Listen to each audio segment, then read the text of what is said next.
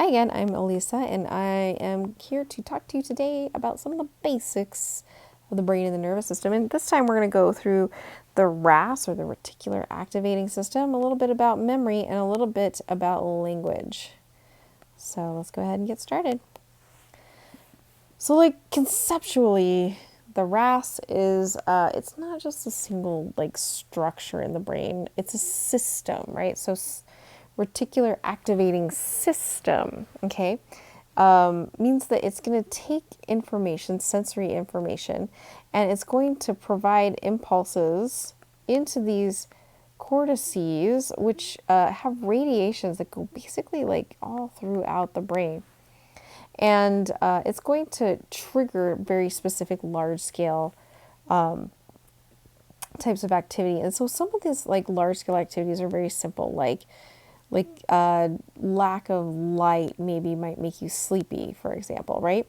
And we'll look at some other issues also, but it allows us to take information in, as animals, saying like, oh, the sun is going down and I think it's time to crawl into bed so that I'll have enough time to sleep since I'm diurnal, right?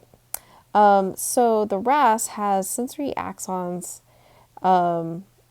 in the brainstem itself, and they're going to deal with lots of different types of impulses, including things like, visual impulses and auditory impulses, and then other things that are going to be like thermoreceptors or nociceptors, right? Even chemoreceptors as well. So they're taking in all kinds of information.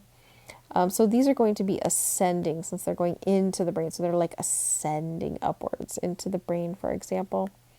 Reticular formation nuclei are located in the brainstem. So here they are, like right at the hub, right under thalamus, getting ready to be routed all throughout the brain. So really nice and perfect positioning. So what happens is the neurons are going to relay that information through this thalamus, right? Because remember, it's the router of the brain. And what's going to happen is we're going to use whatever that stimulus is to kind of keep the brain alert. And it's also going to let us filter out stuff that like we don't really need to be paying attention to, but it's just like maybe constant in the background.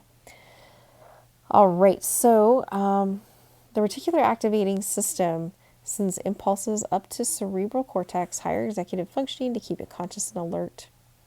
One thing it does is it filters out repetitive or really familiar or weak stimuli. It's why if you I don't know, walk into some people's houses that might have like a lot of cats or dogs, they can't smell it, but you might be able to smell it, right?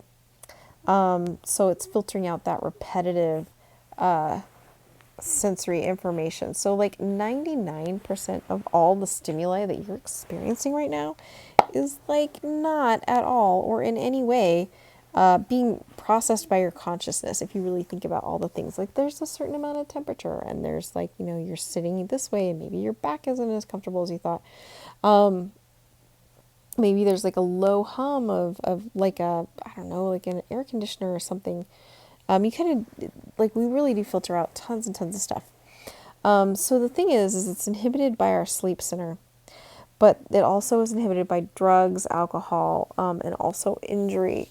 So the inability to filter out some things can just like remain constitutively stimulated, which can alter, possibly your perception of reality, right? And obviously subsequently logic and response.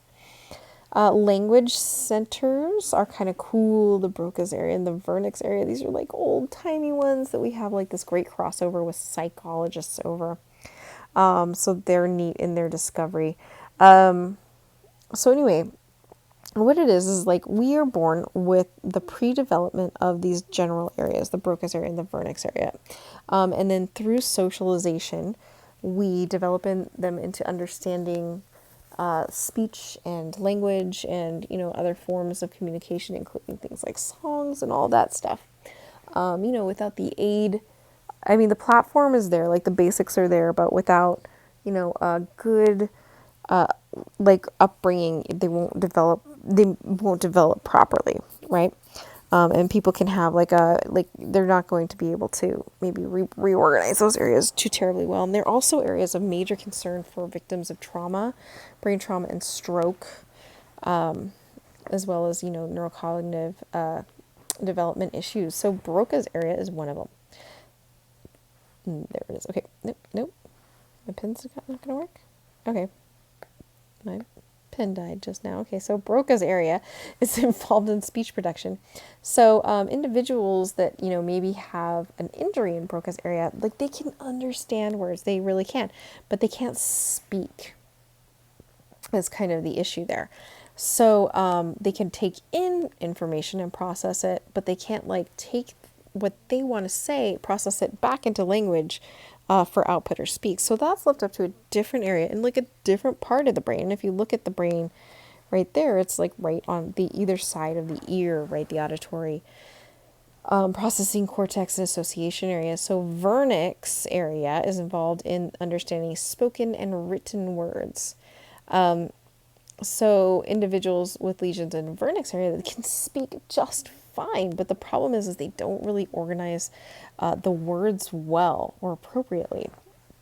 So that's kind of interesting how those are synergistic, right? So those are on either side of the ear. However, some people that maybe have damage in Broca's area and can no longer speak, as you remember, we have a bilaterally symmetrical brain, are able to process the information on the other side of their brain in the analogous area, but maybe they're able to sing still. So that's kind of some interesting things. So interesting developments there. Memory is closely linked to emotion, right? So there has to be stimuli. There has to be kind of visceral ability to integrate and process the stuff for long term, and there's short term and there's long term. So storage and retrieval of information of the different types of memory. So some, the ones that you remember like flashcard style, are the declarative memory of facts, right? So that's how someone's face looks, their name, maybe how a word is spelled, certain dates, like just facty facts. Procedural memory is a little bit different. So that's something like playing the piano, right? So you remember all the steps involved.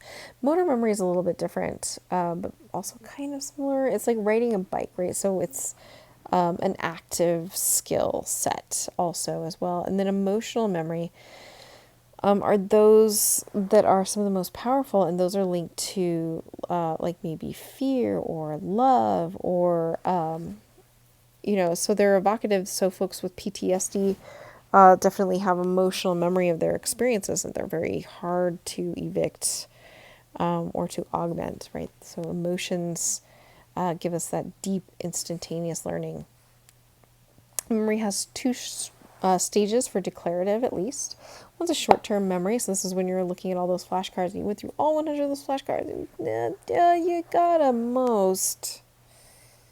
But long-term memory, once you have it in there, you've got it for good. So what does this mean? It means humans are not built to remember stuff, right? Like, write it down, folks. Write it, put it on a calendar. Don't trust your memory. It's not super awesome.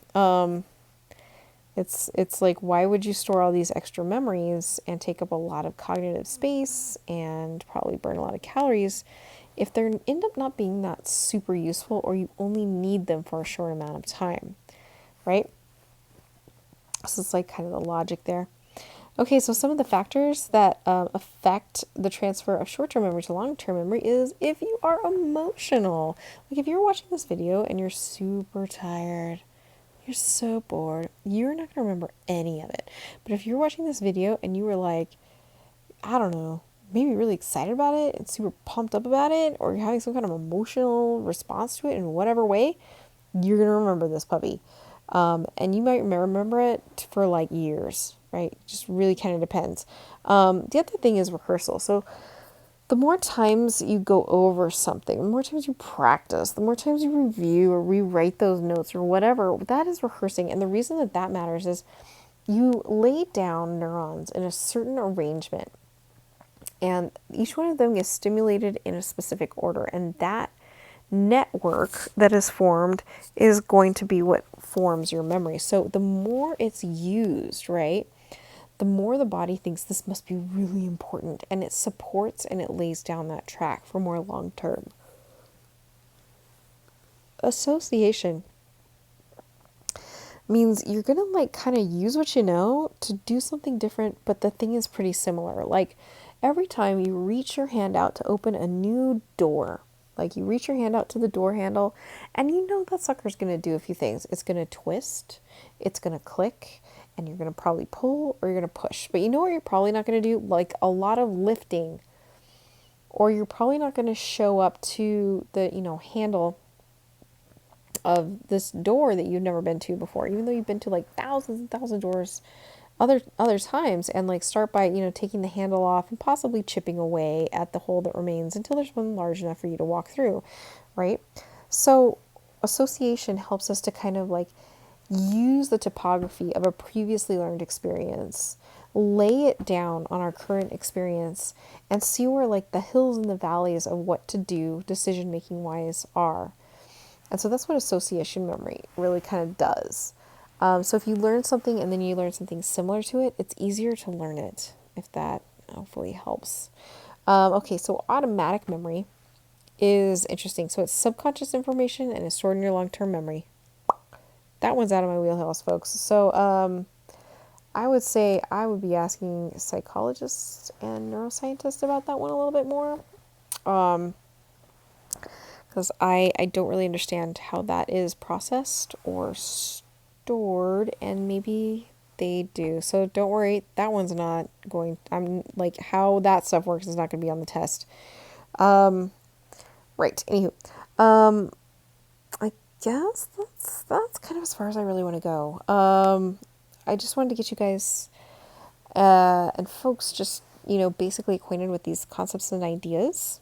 And I hope it was really helpful, and I hope you had an emotional viewing experience so it all stays in your brain, at least as long as the test. All right, I hope you have a lovely morning. Bye.